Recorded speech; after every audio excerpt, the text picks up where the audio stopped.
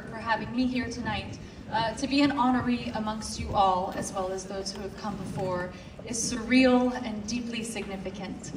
In a time where the most valuable currency seems to be anger, it feels like an act of defiance to commune and celebrate all the good that is alive in the world. And the many here tonight who either challenge the systems and or who show us that magic exists in Earth in their gifts, talents, bravery, art, and life. So tonight I applaud each of you. We can clap. It's an interesting thing to be called influential. It's most definitely an honor, but what does influence mean? By definition, it's the capacity to have an effect on the character, development, or behavior of someone or something. To have an effect.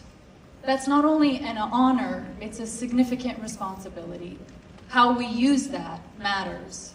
Who and what we stand up for, and what we stay silent about, what we monetize versus what we actually live, matters. I have so much to say about the last 2 years of my life, but tonight is not the forum. What I will speak to separately is the feeling of being a woman who has a voice today, and since I could speak, because of the pain, caution, and fight of the many women who have paved the way, and the men who stood beside them. Millions I will never know the name of, because every life, every act, big or small, affects another. Before I say more, I want to warn that I will speak about tonight covers trauma, so please feel free to step away if you need. My life was influenced most by my mother, sitting here tonight, Willie Elain McAlpin.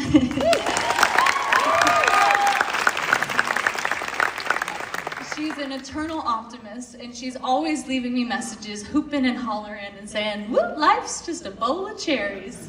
It's true, always. And she'll get your number tonight, and she'll leave you those messages, so please be warned. But at her urging and her unwavering bravery, she wanted me to share with you that she is a survivor of the worst crime someone can commit against a woman.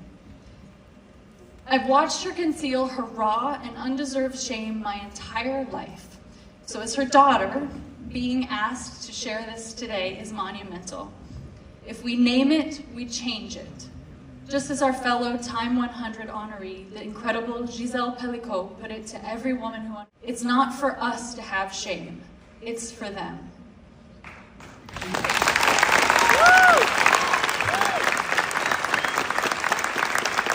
My mom never got justice from her work acquaintance who attempted to take her life when she was the mother of 3 young kids years before I was born. She has always credited her beating heart today with the story she heard from another woman in a similar circumstance, speaking on the radio as my mom drove home one day, entirely unaware of the future ahead in which she would call upon this critical moment to save her own life. The woman painfully and graphically shared how she escaped. And because of hearing that woman speak to her experience instead of shutting down in fear and unfair shame, my mom is alive today. She was saved by a woman whose name she'll never know. I am alive and standing here with you all today, being honored because of a woman whose name I'll never know. I am here, and my mom is here, because that woman not only survived, but she told others how. It's a silent torch of womanhood that we come to know, a pact that privately we must show others how to survive, literally or spiritually. We don't let our daughters know, but one day we break their hearts by letting them in on the secret that we kept from them as they pranced around in princess dresses, that they are not, and will likely never be safe, at work, at home, in a parking lot, in a medical office, online, in any space they inhabit, physically, emotionally, professionally. But why does that torch have to be our burden to carry in private? How can we not all agree on that basic human right?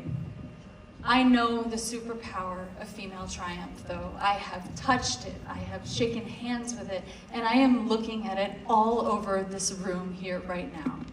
These are the happy endings that we must see as women and girls. We can make it to the end alive, physically or emotionally. And we will, and we do, and we thrive, even when it doesn't feel possible, even when we are in sharp pain. Never underestimate a woman's ability to endure pain. Life's just a bowl of cherries. So thank you to every woman whose strength brought life to me and my 4 children. And thank you to every man, including my sweet husband, who are kind and good when no one is watching.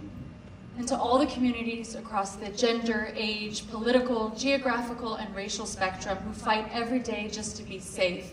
I see you, and I share tonight and my influence with you for as long as I have the ability to affect even one other person. Thank you so much. Good night.